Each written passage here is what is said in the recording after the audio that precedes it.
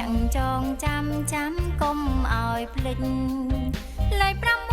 6លេខ7លេខ8និងលេខ9រាប់ឲ្យខ្ជាប់ខ្ជួនរាប់ឲ្យខ្ជាប់ខ្ជួនចាំដល់លេខ